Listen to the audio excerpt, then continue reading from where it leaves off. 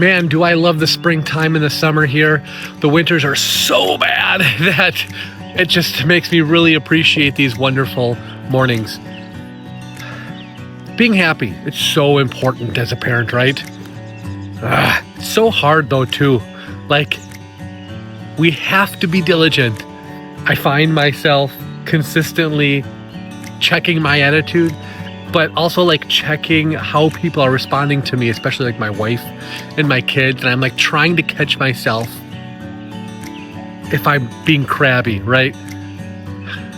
Because if we're not like happy, like if I'm not in a consistent routine, if I'm not thinking, kind of positively in general, if I'm not being grateful and looking at how things are a blessing, I snap, right? Everything becomes worse, and it's just a snowball effect, right?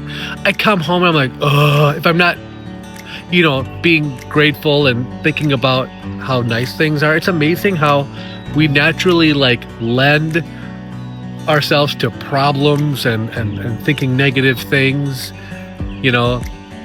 that's rough. And so we have to combat that. So what I'll do is I'll come home, right? And it'll be, the kids have lots of needs. They come after school. They're all excited. My daughter wants me to push her to swing. My son wants me to play baseball. My other son wants to play golf. My other kids want to draw, right? Or play Barbies. And all I want to do is nothing, right? All I want to do is make supper and just relax. Okay. So what I have to do is just try to count my blessings and try to know that how I interact and how I'm looking at things makes all the difference. That's so difficult. Because it's not just something you have to do one day. It's something you have to do every day for years, for decades, right? So a good example is when I'm like making supper and I'm home and I've done a few things with the kids and I'm cleaning up, my son will like, bless his poor soul, he'll be like, hey dad, and I'll be like, what do you need? And he's just trying to tell me something from school, and I catch myself being short with him, and I'm like, sorry buddy, I don't have time right now. Like, how terrible is that, right? And it's hard to admit publicly, okay, but like it happens, and I have to like reflect and be like, oh, that was really crappy, right? My poor boy just wants to tell me something from school, right? So when you have lots of kids, trying to tell you lots of stuff. So if I'm not happy, like I'm just so impatient. So a lot of that happiness is trying to let things go. But a lot of that has to come down to like my habits. I have to make sure I'm on track. Doing my push-ups and pull-ups, right? I try to do 75 push-ups and 20 pull-ups before school, and I do 50 push-ups at school. Like, that keeps me on track. I run on Saturday mornings. This last Saturday morning, I ran 7.5 miles. That keeps me on track. If I listen to good audiobooks, right now I'm listening to Atomic Habits. Fantastic book. I just listened to The Peaceful Warrior, right? If I'm not reading consistently, right, I've got to read like a book a week. If I'm not continuously taking in that amazing information, my life is going to be negative. Like, my attitude is going to be negative. Only those like positive reinforcements really help me. I read my Bible every single morning, about 2-3 chapters, right? Those things matter, right? That is how we stay vigilant and forward thinking and focused on gratitude and what we do have, instead of all the problems that are probably minimal, compared to a lot of other people. So, very important that we focus on our habits so that we can be the people who we think and say that we are, which then kind of makes us happy, right? If I say I love God, but then I never acknowledge him throughout my day, I'm a fraud, right? Same thing if you think you're a wonderful educator or a fantastic parent, but you're snipping at your kids, or you're very aggressive towards them verbally or physically. Like, We have to do a good job. But it's so hard. It's so hard. But that's what makes this the most rewarding thing that we can do, which is ultimately why I thoroughly enjoy it. And when people consistently ask me, oh, are you ready for, twins with other 5 kids? I'm like, no, but that's not the point, right? The point is to continue to get better and be ready as they come along, okay? Let me know what you think.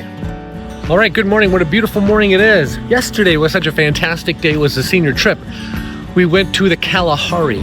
Fantastic place. One of my favorite days of the year. All the seniors get to go work at a small school, and the kids are just unbelievably well behaved.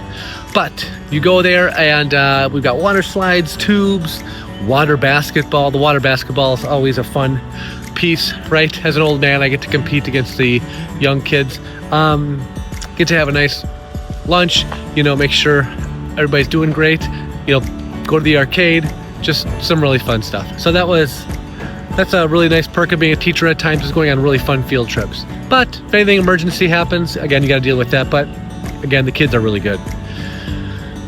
Today I want to talk about why I bought my wife a skylight calendar over from one of those digital like TV calendars. So just today alone, okay? So this morning, my wife's calendar is get the kids ready for school, then she has to go to an OB appointment for the early morning.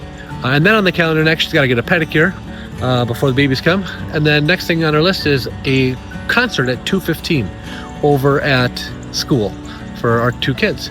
And then after that, we've got soccer. We've got to figure out who's watching the kids because I will be gone.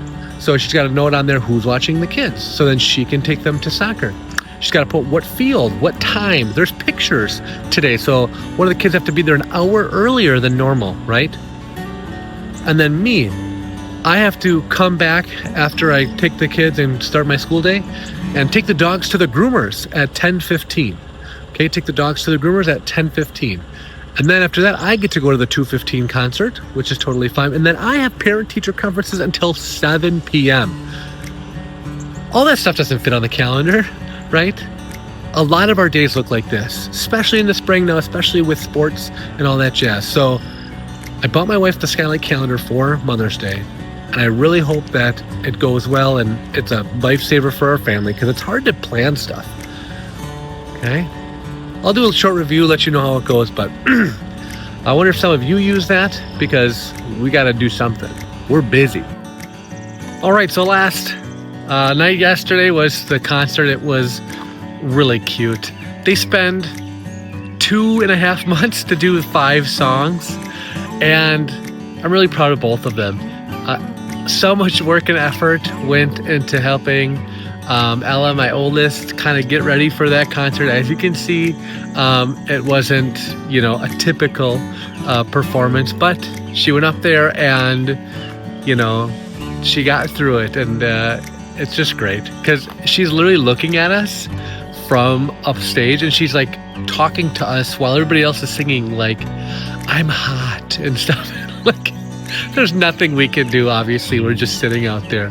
But yeah, it was just a good experience and everybody came away really happy.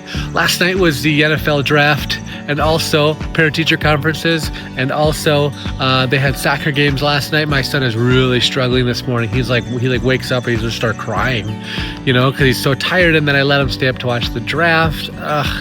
I usually don't, but he's so into it. How do you not let him stay up and watch some of the draft? He did fall asleep on the rocking chair about 8:30.